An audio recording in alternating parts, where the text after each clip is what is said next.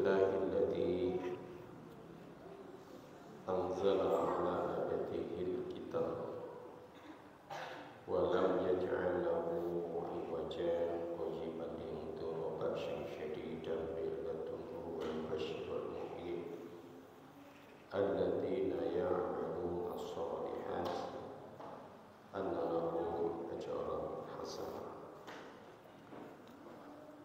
Nahmaduhu wa nasta'inuhu wa nastaghfiruh wa na'udzu billahi min shururi anfusina wa min sayyiati a'malina man yahdihillahu fala mudilla lahu wa man yudlil fala hadiya lahu la haula wa la quwwata illa billah. Asyhadu an la ilaha illallah wahdahu la syarika lahu wa asyhadu anna Muhammadan abduhu wa rasuluh. Allahumma shalli wa sallim wa barik ala Muhammadin wa ala alihi wa ashabihi wa man tabi'ahum bi ihsanin ila yaumiddin. Bapak-bapak, ibu-ibu, para jamaah salat maghrib yang semoga kita semuanya dirahmati oleh Allah Subhanahu wa taala. Amin amin ya rabbal alamin. Mari kita mengawali di dalam perjumpaan pada malam hari ini. Kita bersyukur atas nikmat karunia yang oleh Allah limpahkan kepada kita, di mana kita masih diberikan keistiqomahan oleh Allah untuk ada dalam majelis ilmu pada malam hari ini. Mudah-mudahan dengan kita istiqomah ada dalam majelis ilmu ini, Allah Subhanahu wa taala melapangkan kefahaman kita kepada Islam.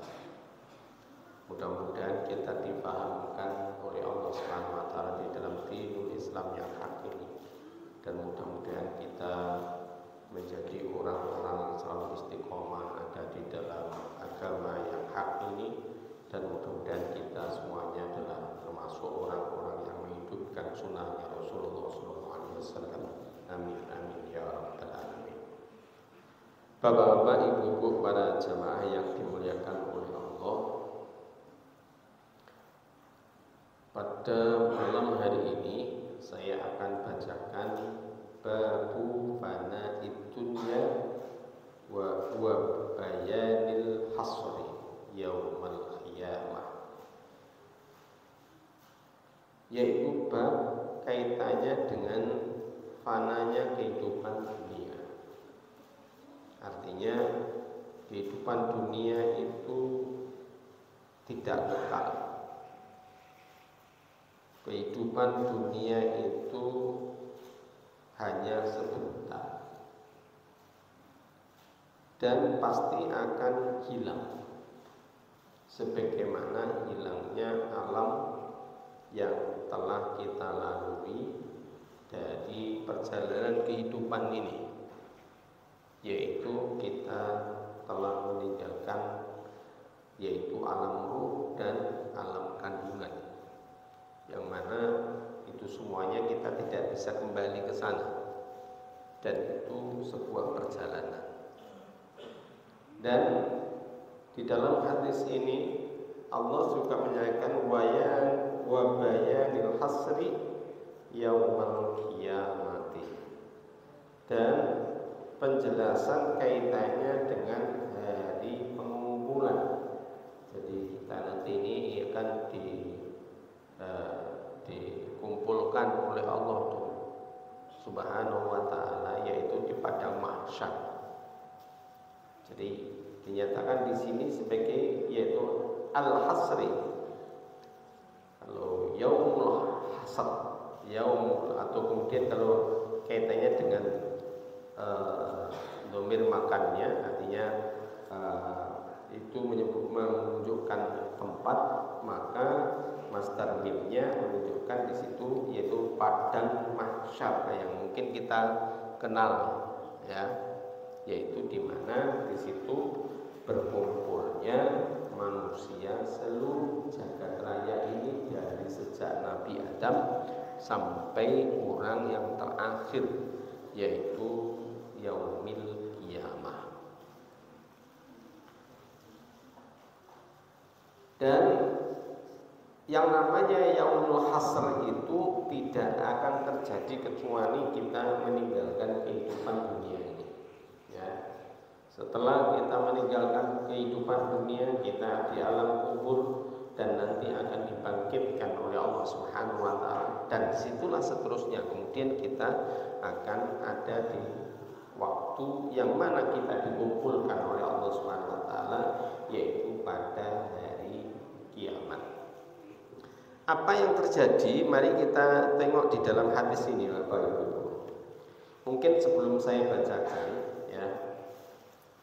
Hadis ini berbicara kaitannya dengan sesuatu yang gaib, ya, sesuatu yang kita pun tidak punya bayangan, tidak punya pemikiran, tidak punya yang namanya imajiner ke sana, tetapi kita diberitahu oleh Allah Subhanahu wa taala bahwa kita nanti itu akan dikumpulkan oleh Allah Subhanahu wa taala, yaitu di yaumul hasr, di padang mahsyar.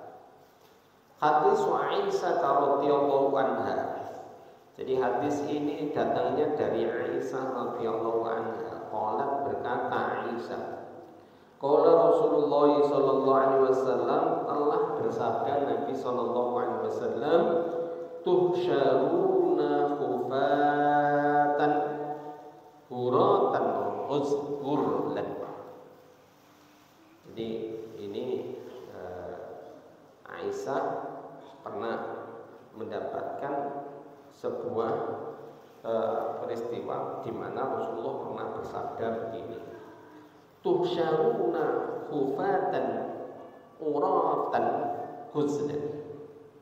Kalian akan dikumpulkan, ya. Jadi kita ini akan dikumpulkan oleh Allah Subhanahu wa taala, ya, oleh Allah Subhanahu wa taala, yaitu dalam kondisi yang tidak beralas kaki.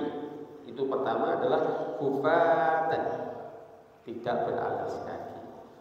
Kemudian ghurratan, ya, ghurratan itu dalam kondisi telanjang, ya. Kemudian selanjutnya uzlan, uzlan itu tanpa berkhitan, ya, tidak berkhitan. Ini berita. Persoalannya kemudian kita sekarang orang mukmin itu berkhitan, maka berita ini diberitahukan kepada kita. Nanti di yaumul hasr itu bahwa kita semuanya tanpa ada khitan, artinya tidak berkhitan kondisinya.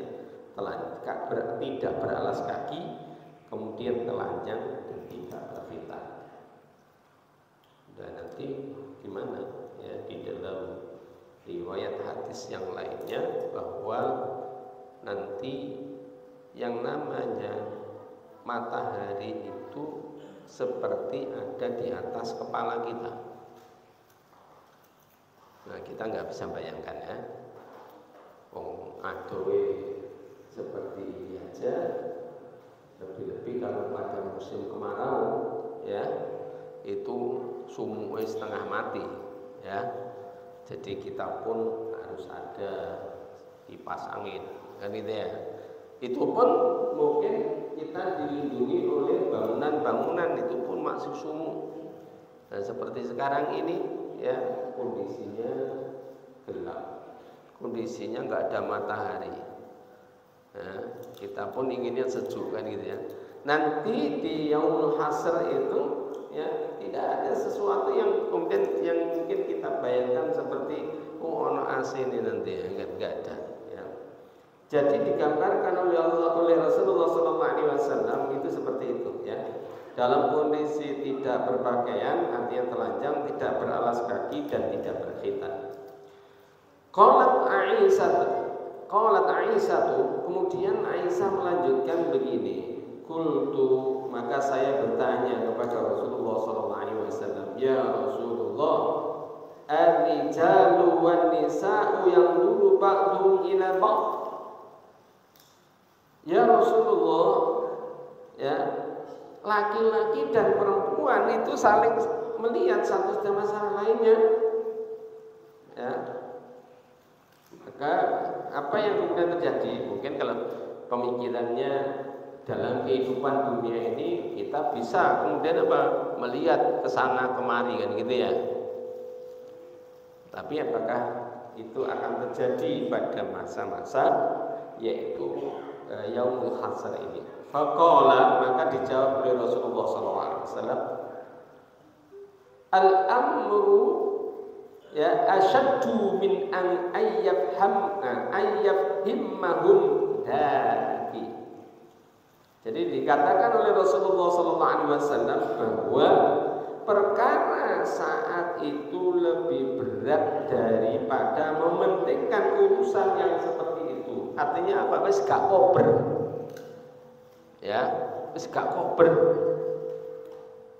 Ngertos iki mboten kober. Delok kowe apa? Bisnis panas ya. Nyengklak, wis gak kober. Ya.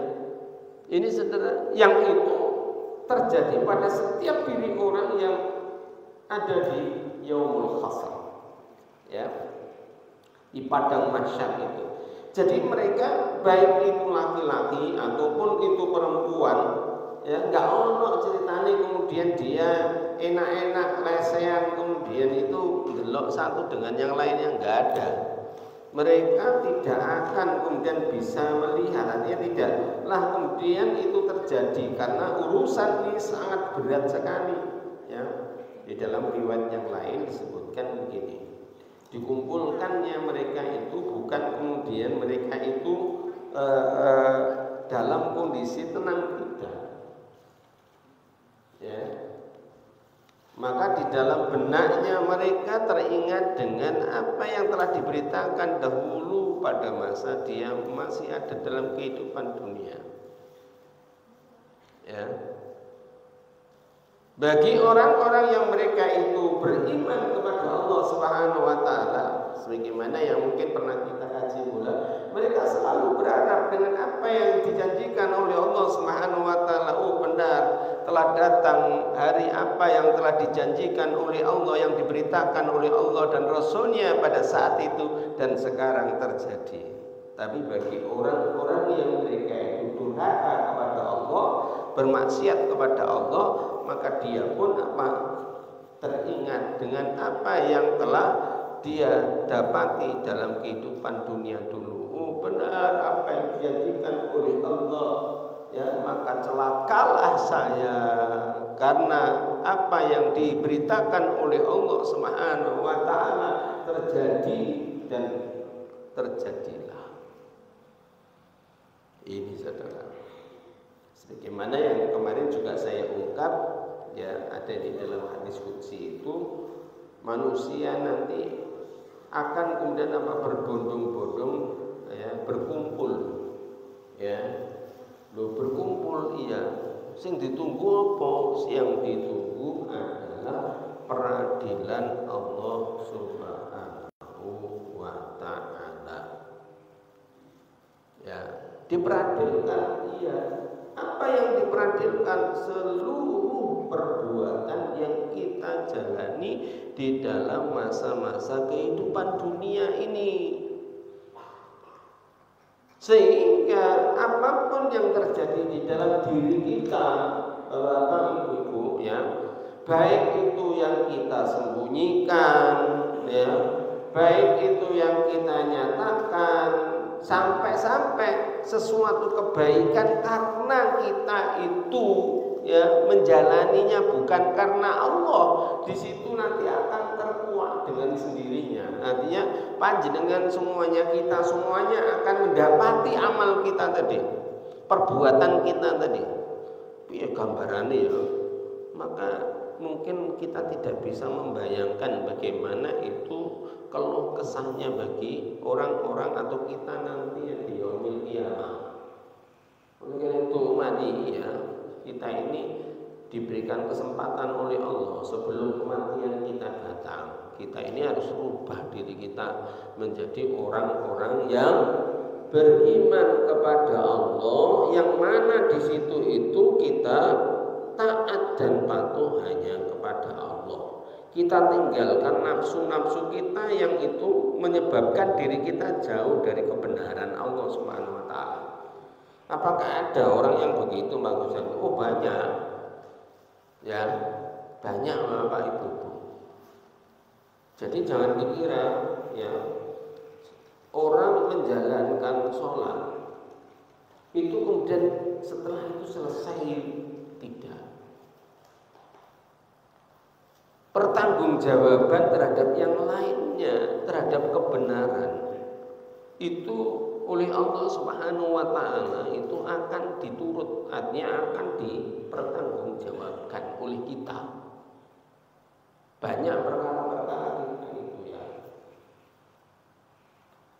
Baik, itu kaitannya dengan keikutsertaan kita dengan Allah Subhanahu wa taala ya. Keyakinan, kemudian aturan kehidupan yang kita anut, tuntunan yang kita ikuti, itu nanti apa akan ditanyakan oleh Allah, sampai-sampai sesuatu yang ada pada diri kita pun ya, baik itu harta kita, anak kita ya, semua yang ada di sekitar kita yang pernah berjumpa dengan kita, nanti kita akan dimintai pertanggungjawaban oleh Allah Subhanahu wa taala. Karena setiap diri kita ini, katanya Al-Quran, menjadikan syuhada'u 'alan nas. Apa maknanya syuhada'u 'alan nas? Menjadi saksi atas manusia. Ya.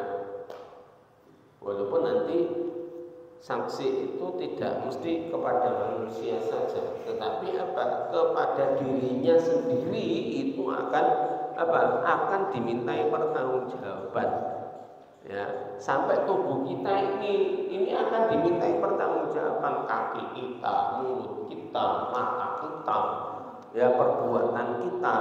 Sehingga yang saya sampaikan tadi, sesuatu yang tersembunyi sekalipun, rahasia yang dirahasiakan oleh diri seseorang, dia sembunyikan sampai kematian itu hadir pada dirinya, maka tidak ada hijab sedikit pun nanti di yaumil qiyamah dia akan bisa menutupi itu. Allah akan membongkar. Ya, ini saudara. Lebih-lebih kalau itu mungkin seperti kondisi yang ada sekarang ini, walaupun mungkin kemungkaran diolah ini dan itu, kemudian mereka punya posisi kedudukan jabatan, ingat ya bahwa apa yang mereka lakukan ya itu tidak akan lepas dari peradilan Allah. Baik itu korupsi, baik itu jabatan nyogok, baik itu sesuatu yang dia sembunyikan kejahatan, baik itu kaitannya dengan semua yang berkenaan dengan di alam kehidupan ini menyangkut masalah orang lain dengan Allah Subhanahu wa taala, maka apa ribet itu nanti kita akan dimintai pertanggungjawaban oleh Allah. Contohnya kaitannya dengan harta. Ini satu poin saja dengan harta kita. Ya. Tapi bukan dalam artian kalau gitu kita ini jadi miskin saja, enggak begitu. Ya, kita ini malah dianjurkan untuk kaya.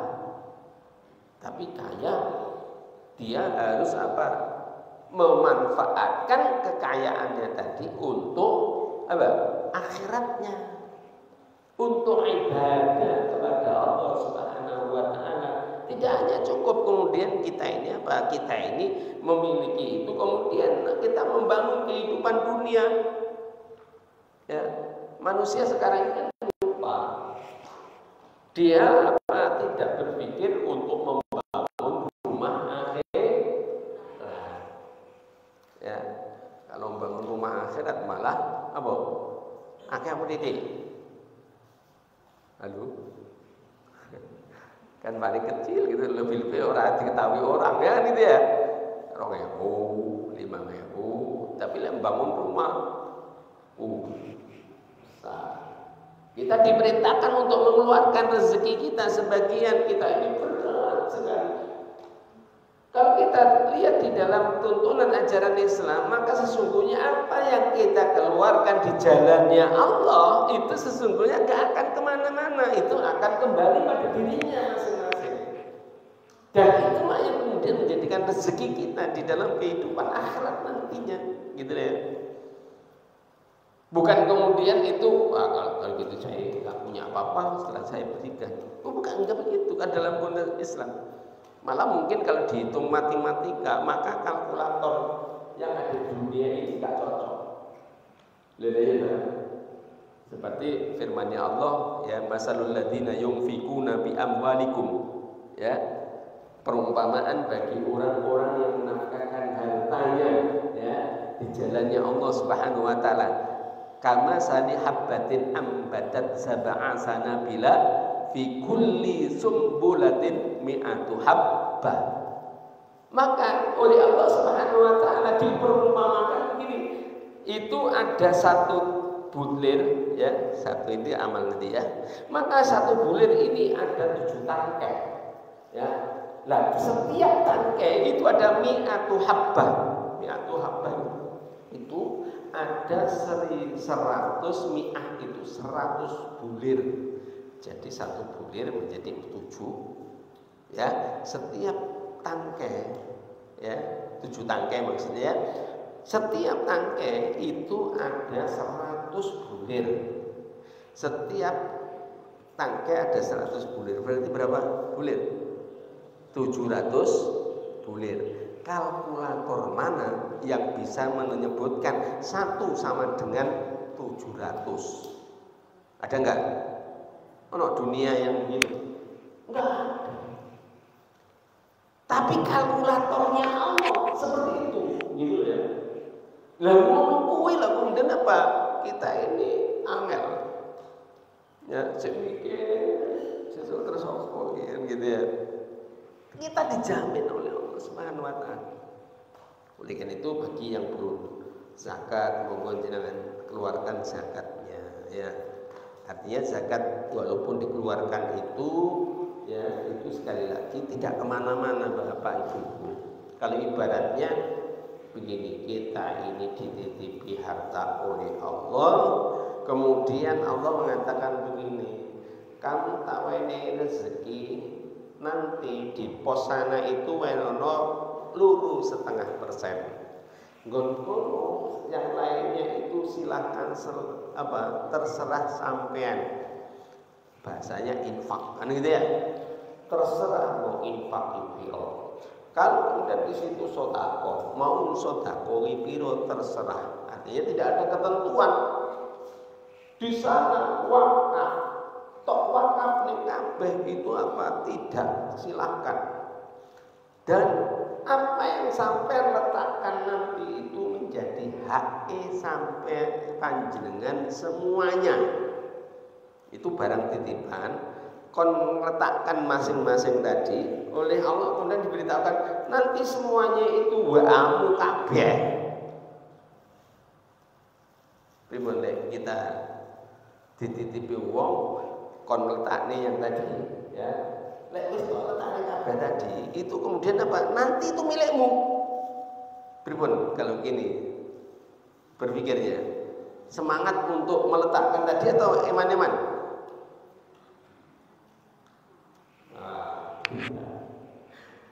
Semestinya apa? Alhamdulillah kita cepat-cepat letakkan. Ya, kalau perlu kemudian apa? Kita ini untuk katakanlah makan minum itu kan sekedarnya, kan gitu ya. Rezeki makan minum itu loh, kemudian apa? Kita ini subhanallah di dalam kehidupan dunia ini sangat mudah. Ya, sangat mudah ya.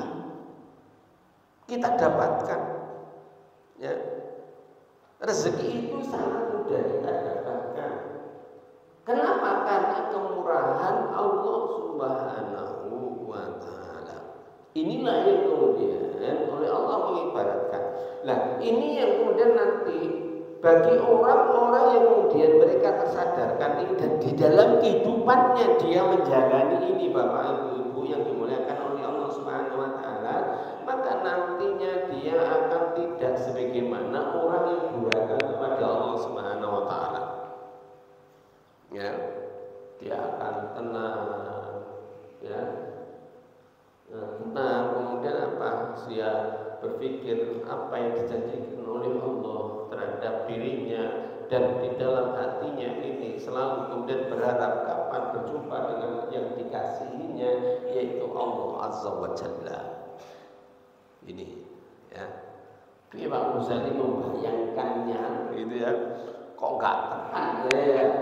Oleh karena itu, mari kita banyak munajat kepada Allah Subhanahu wa taala. Mudah-mudahan kita kemudian kita akan diberikan sebuah kefahaman yang mana di situ itu apabila kita berurusan dengan kehidupan dunia itu bukan sesuatu yang berat, tidak, tetapi apa? Sesuatu yang itu memang kita harus jalankan. Yang memiliki kebutuhan adalah kita terhadap akhirat kita. Seperti maaf beginian ini, ya, seperti beginian ini. Yang butuh siapa? Kita semuanya. Kita mengadakan acara beginian ini apa? Kalau bagi saya kemudian apa? Saya membuat acara untuk kemudian apa? Supaya umat ini tersadarkan, supaya kemudian dia dekat dengan Allah Subhanahu wa taala. Maka apa? Ini kita sampaikan, ya. Kemudian di perjalanan tadi ada orang yang mendatangi petunjuk. Kalau dalam bahasanya Al-Quran begini, ya. Kalau di dalam surat An-Nahl itu wa minhum man hadallah. Ini panjenengan bisa buka di dalam surat An-Nahl ayat 36.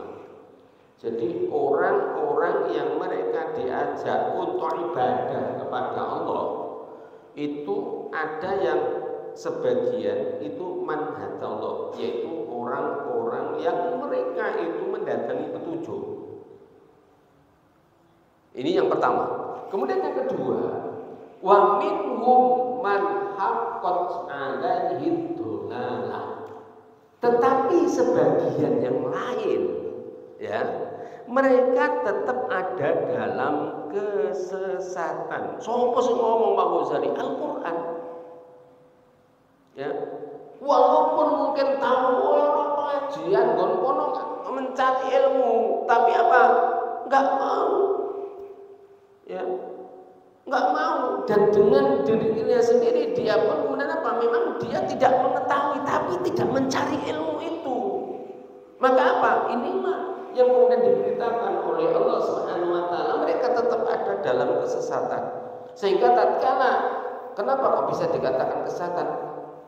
Yang namanya manusia itu di dalam setiap kehidupannya dia akan didatangkan sebuah ujian yang datangnya dari Allah Subhanahu wa taala. Sehingga tatkala kalau kemudian dia tidak memiliki ilmu di dalam kehidupan ini, maka yang muncul adalah ilmu-ilmu atau kemudian sesuatu yang di luar ilmunya Allah Subhanahu wa taala. Artinya apa? Sesuatu yang itu bukan merupakan petunjuknya Allah. Dalam artian yang lain, sesuatu yang bertentangan dengan ketetapannya Allah Subhanahu wa taala. Dan itu Bapak Ibu, kita ini harus sadari, ya. Kita harus sadari gimana Pak Ghazali? Kalau kita tidak mendatangi majelis-majelis ilmu atau kita ini mutola'ah, maka kita akan disibukkan dengan aktivitas yang lainnya di luar sana. Ya, di luar sana, iya. Dan itu sangat mudah sekali kita terbawa ke sana. Contohnya, panjenengan mungkin sing ini nggon pasar. Ya. Maka hiruk pikuknya pasar itu sesungguhnya kalau kita adalah orang berilmu, maka kita akan panjenengan bisa lihat satu titik tertentu saja.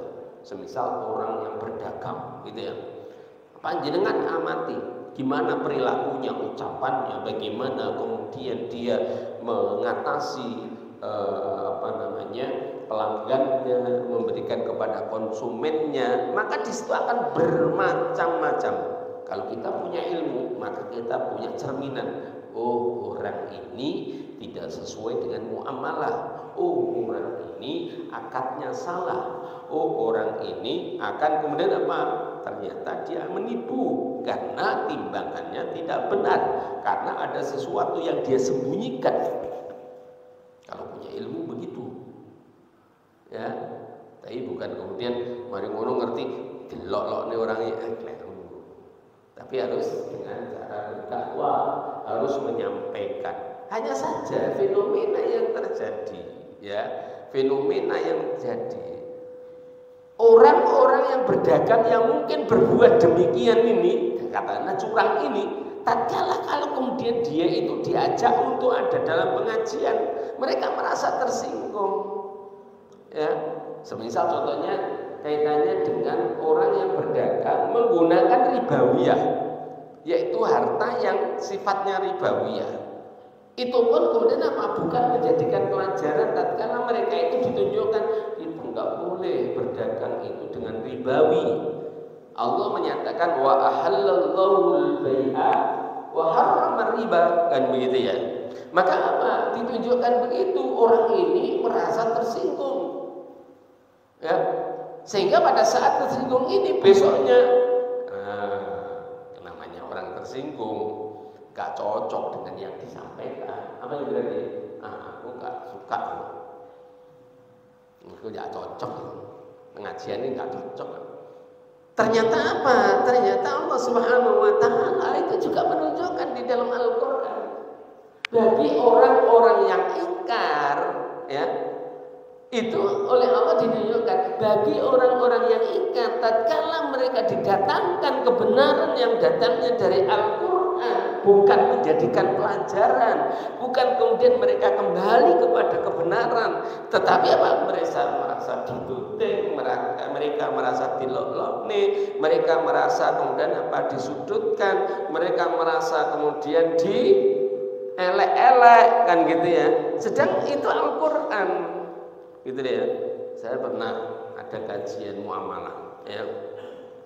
Dia pengurus koperasi. Ada salah satu salah satu peserta pengajian menanyakan, Pak Uzali, apakah boleh simpan pinjam itu ada prosentasenya ribawi? Saya katakan tidak boleh. Karena di dalam muamalah itu, itu orang berutang 1.000 maka kembali 1.000. Loh, nanti keuntungannya gimana? Memang qard itu bukan untuk mencari keuntungan, tetapi apa? Itu tabarruk. Apa tabarruk itu? Sesuatu kebaikan. Yang itu kemudian apa? Memang diberikan kepada orang yang memang membutuhkan karena membantu. Itu loh ya. Nah, kalau orang yang karena berpikirannya bisnis, kalau bahasanya, kalau intelek itu kapitalis, Yahudi, gitu ya. Maka apapun yang dikerjakan itu harus mendatangkan duit, kan gitu ya. Kalau perlu kemudian dilipat gandakan. Nah, ini ya. Inilah yang kemudian apa? Semestinya kemudian apa? Itu menjadikan pelajaran. Bukan merasa tertuduh, bukan merasa dilolokne, bukan merasa kemudian katakanlah itu dielek-elek, enggak elek-elek. Tetapi apa? Aturan Allah Subhanahu wa Ta'ala ini sedemikian rupa. Ya. Lah, inilah yang kemudian oleh Allah Subhanahu wa Ta'ala tatanan-tatanan itu sudah ada. Ya, tinggal kita nanti itu apa? Memilih kita termasuk orang yang mendatangi petunjuk atau kita tetap ada dalam kejelekan. Dan di dalam ayat itu Bapak Ibu, sebenarnya Allah sudah memerintahkan kepada kita semuanya. Loh, deloken orang-orang yang mereka durhaka kepada Allah, kan gitu ya. Kalau bahasanya Al-Qur'an begini. Fasiru fil ardh, maka berjalanlah kalian di muka bumi ini. Nyapa berjalan? Berarti kita ini harus bisa mengambil sebuah ibrah. Fasiru fil ardh. Fangduru, ini sebuah perintah ya. Fangduru, maka lihatlah. Apa sendirian? Ya, fangduru kaifa kana aqibatul mukadzimin.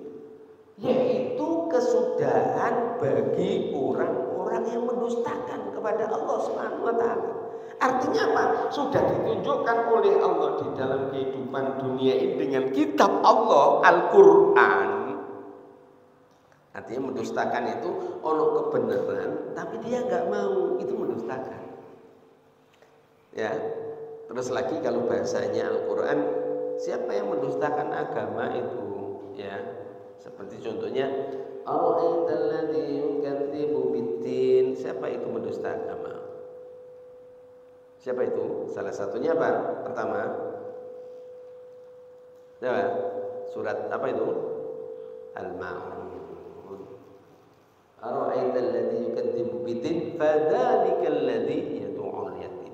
Yaitu yang pertama adalah orang yang menghadik anak yatim. Ya. Kemudian yang kedua apa?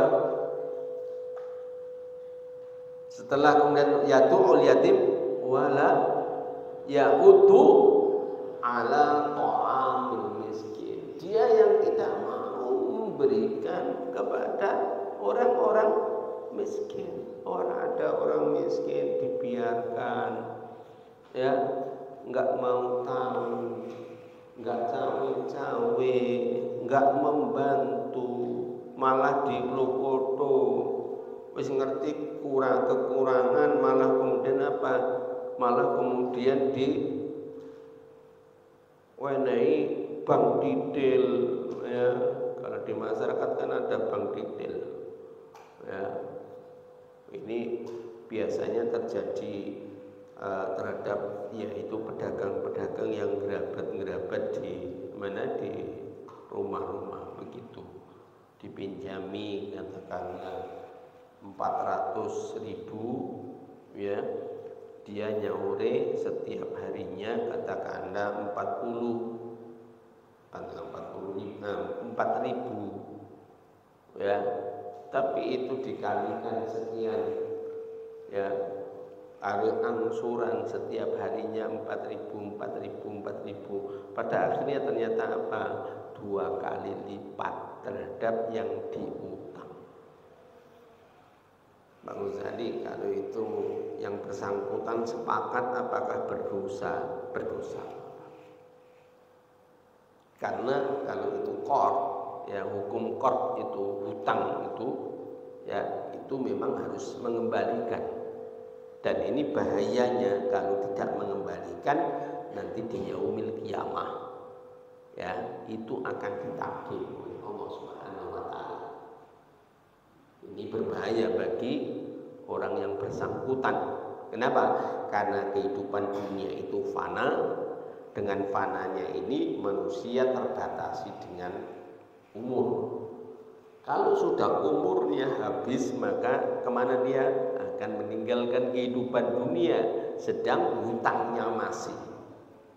Inilah yang kemudian ada hukum menyangkut masalah mawaris. Kenapa hukum mawaris itu orang yang mati harus selesai dulu, ya, hutang piutangnya kepada manusia ataupun kepada Allah Subhanahu wa taala, baru kemudian apa itu harus dibagi. Kalau itu belum, nggak boleh dibagi, harus diselesaikan dulu. Ini Bapak Ibu. Kenapa? Karena itu akan menjadikan tanggungan di mana nanti di suatu ketika, termasuk di padang mahsyar yang kita bahas pada malam hari ini, itu nanti akan ditanyakan oleh Allah Subhanahu wa taala. Dan itu yang akan kemudian apa? Mungkin akan mengurangi amalnya dalam kehidupan akhirat. Kenapa? Karena tidak mengembalikan keuangan itu.